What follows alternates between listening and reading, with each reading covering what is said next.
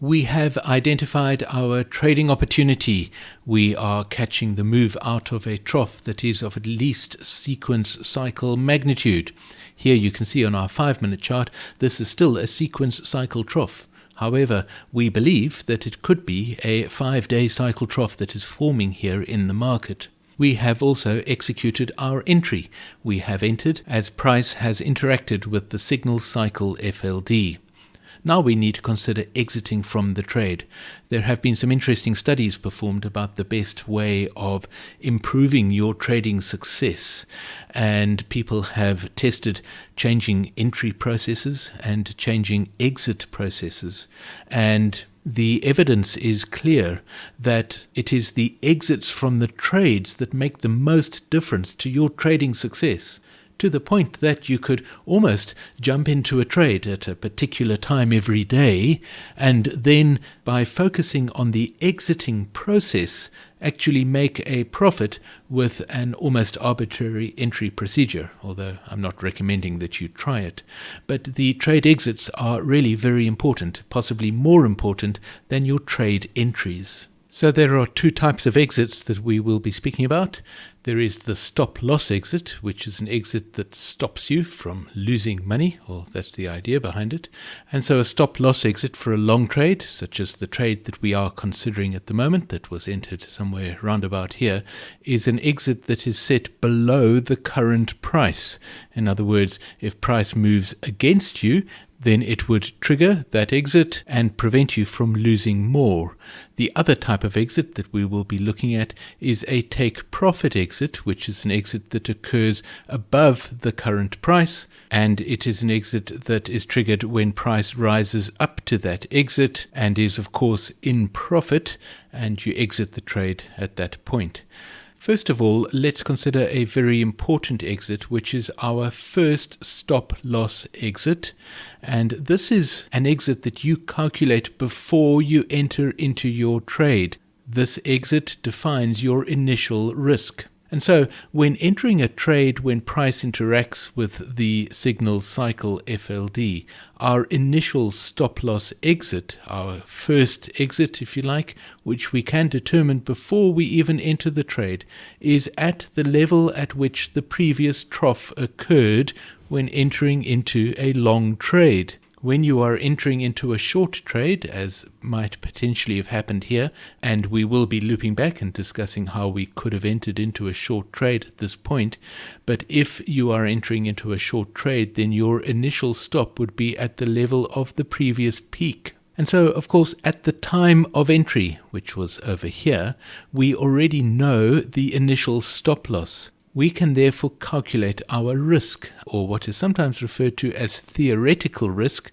because it is theoretical in that you might actually exit your trade at a lower level because of slippage or trading platform issues. And so our theoretical risk is the distance between our entry point and our initial stop loss. You can calculate your position sizing on the basis of that initial risk. That is beyond the scope of this tutorial course, but the important thing is that you understand how you can calculate your initial stop loss. Once price has crossed above your FLD, you can do what's called tightening your stop loss, and we will discuss that as we step through the price action. In terms of your take profit exit, your first take profit exit is, of course, your FLD target.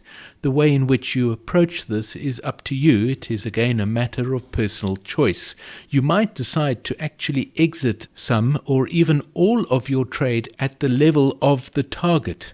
Bear in mind that because price is at present hopefully bouncing out of a longer cycle trough than only our sequence cycle trough, we are expecting further targets to the upside, so you might choose to only exit from a portion of your trade at this target. There are other approaches.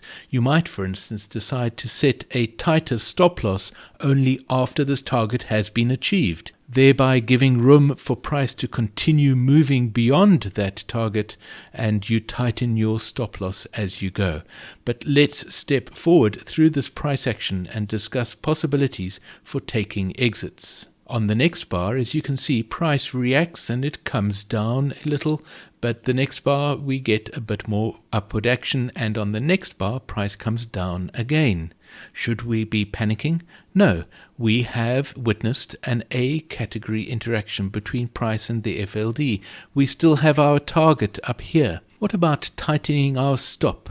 That would be a good idea. One way in which we might do that is by taking a look at our signal cycle FLD. We are of course expecting this FLD to provide support.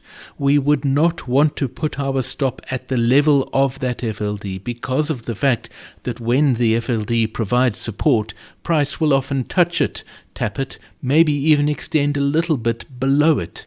But that FLD could provide us with some clues as to where we could set our stop loss. For instance, at the low of this bar, price would be below the FLD to an extent that we would not expect if price was breaking out of a long cycle trough, and so that provides a potential stop loss level. There is another stop loss level over here, which would allow for a little more loss in the trade, but it might be a safer option in terms of not being stopped out unintentionally. Let's step forward and see how our exits might be adjusted as price action unfolds. 2 bars later or 10 minutes later, and our first target is achieved.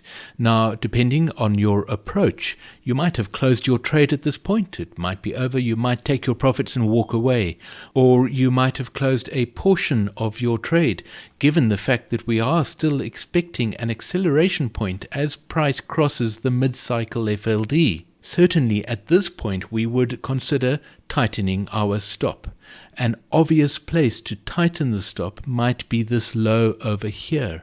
However, notice that the signal cycle FLD is still below this level, and the previous discussion about the consideration of that signal cycle FLD level should be considered. However, generally speaking, having achieved your signal cycle target, you would want to tighten your stop, even if that means raising it above the level of the signal cycle, because we are currently in an A category trade. And we wouldn't really want to sit and watch price come all the way down to this FLD if it did so at this level over here, handing back most of our profits that we might have taken on this target over here and entering a loss because that is still below our entry level. Let's step forward again and see what happens. Price reaches almost to the level of the mid-cycle FLD and potentially is encountering some resistance. Here you can see it is actually dropping down. Certainly that mid-cycle FLD is providing some resistance to price. Does that mean that we should abandon this trade?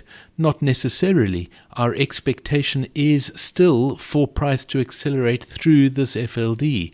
And notice too that because this screenshot is taken on the very first tick of the next bar, median price has therefore actually already crossed the FLD, generating a potential target all the way up here.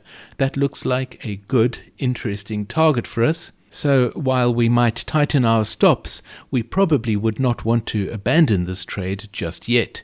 Let's step forward again. And here price manages to get above the mid-cycle FLD, and that 3-hour target is still on the table. Now price is moving well. This target looks pretty good. Of course, we have the sequence cycle FLD blocking the way to that target. We are, however, in profit, and we have tightened our stop.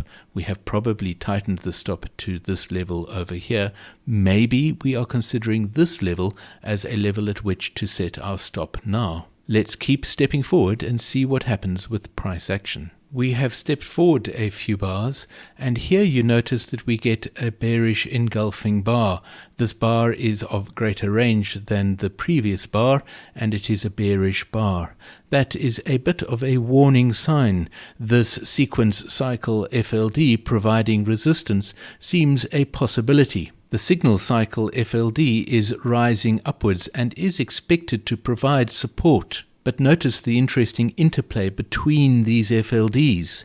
Price is going to have to work quite hard to get through this sequence cycle FLD, and it is pretty much overlapping the signal cycle FLD. The sensible thing to do at this point would be to tighten our stops. We might tighten our stop to here, but I'd be inclined to tighten it even further to here, or perhaps to here. Because you must bear in mind that although these targets to the upside are very appealing, we are currently trading an A category interaction.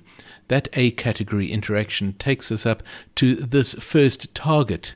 Anything further is simply extra cream on our coffee. If you really want to be catching this 3-hour cycle move, you might want to consider trading a different time frame chart. For now, we have made a profitable long A category trade, but let's keep stepping forward and see what happens. Price has dropped down and potentially stopped us out of our trade if we had set our stop over here. It has not yet encountered the signal cycle FLD and might still find support, but this sequence cycle FLD is still a bit of a worry. Stepping forward several more bars, you can see that price has come down to the signal cycle FLD at this point over here, where it is expected to find support. But notice the resistance that is expected from the sequence cycle FLD at this point. In terms of our A category long trade, which is the trade that we are making here, we would now tighten our stop loss if we are still in the trade to this level over here. At this point, we might be considering our next entry, or if we are still in this trade and are sticking with it, then we might add to our position. But where would we do that? We would want to be catching the C trade for this move up here. You might be aggressive and decide to set your entry just above the high of this bar, but that sequence cycle FLD is really very worrying. There is an interesting high price over here.